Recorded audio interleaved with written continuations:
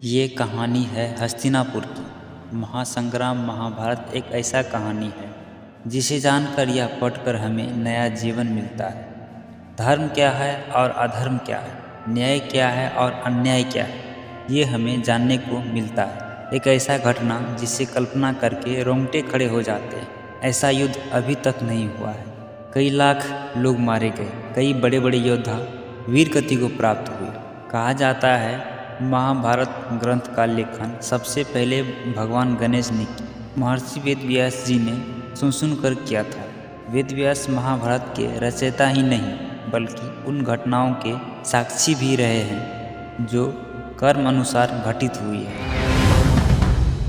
महाभारत दर्शाया गया है कौरव और पांडव के बीच संघर्ष को दर्शाया गया है। महाभारत का मुख्य उद्देश्य था धर्म अधर्म और अनीति के विषय पे ध्यान केंद्रित कर। कृष्ण ने महाभारत में बहुत ही महत्वपूर्ण भूमिका निभाई। वो यदुवंशी राजा और वासुदेव और देवकी के पुत्र थे। मथुरा में जन्म लिया, उसे गोकुल भेज दिया गया और उन्होंने बहुत ही दुष्ट राजाओं को अंत भी और धर्म की स्थापना। कुरुवंश के राजा शांतनु और गंगा से देवव्रत का जन्म हुआ। देवव्रत अपने पिता के वचन के लिए आजीवन भर विवाह नहीं किया। आजीवन भर विवाह न करने की प्रतिज्ञा ली और उन्हें भीष्म पितामह के नाम से भी जाना गया। राजा शांतनु के वंश में धृतराष्ट्र और पांडु का जन्म हुआ। धृतराष्ट्र अंधे थे, इसीलिए पांडु को राजकाज संभाला गया और राजा बनाया गया। कुछ वर्ष बाद पांडु को वनवास भेज दिया गया। कुछ ही वर्ष बाद उसका मृत्यु हो गया और धृतराष्ट्र को राजा बनाया गया। धृतराष्ट्र तो अंधे थे। पांडु के 5 पुत्र थे, युधिष्ठिर, भीम, अर्जुन, नकुल और सहदेव, जिन्हें पांडव कहा गया। और दूसरी ओर धृतराष्ट्र के 100 पुत्र थे, जिसमें दुर्योधन प्रमुख था, उन्हें कौरव कहा गया। दुर्योधन ने पांडवों को मारने के लिए लक्षगिरी में जलाने का षड्यंत्र रचा,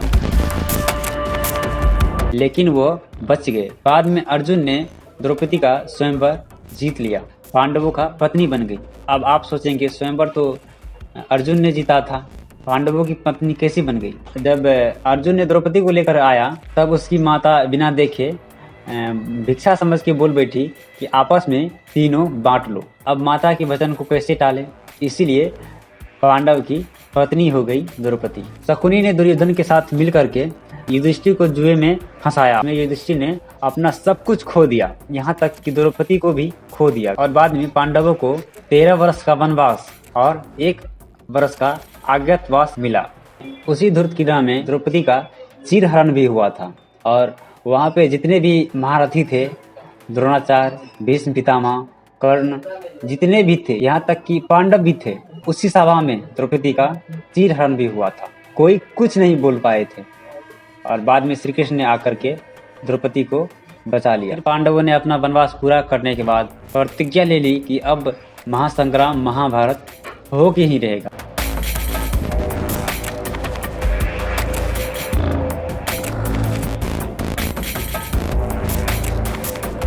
पांडवों ने प्रण ले लिया था कि अब ये नहीं रुकने वाला है महासंग्राम, एक बहुत ही बड़ा महाभारत होगा, धर्म के साथ और अधर्म के साथ। तो इसी में कौरव और पांडव के बीच युद्ध शुरू हुआ।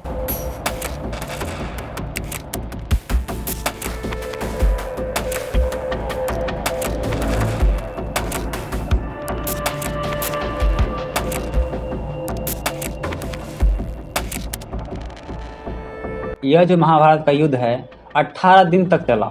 युद्ध के पहले दिन अर्जुन ने अपने सगी संबंधियों के खिलाफ युद्ध करने से इनकार कर दिया और इस युद्ध में प्रथम दिन भगवान श्री कृष्ण ने अर्जुन को गीता का उपदेश दिया, जिसमें धर्म अधर्म मोक्ष और भक्ति का ज्ञान है।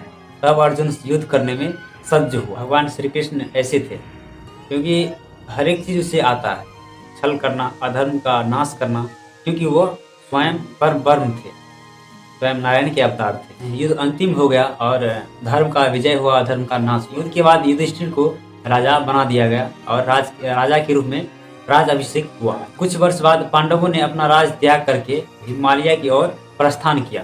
तो अंततः श्री कृष्ण जो अपने कर्तव्य पूरा करने के लिए श्री कृष्ण का अवतार हुआ था, अपने वैकुंठ को श्री कृष्ण लौट गए।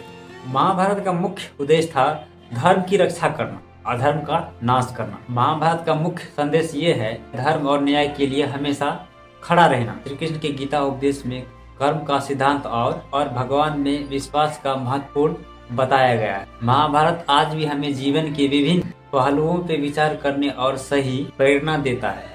आप लोग भी महाभारत भागवत गीता पढ़िए।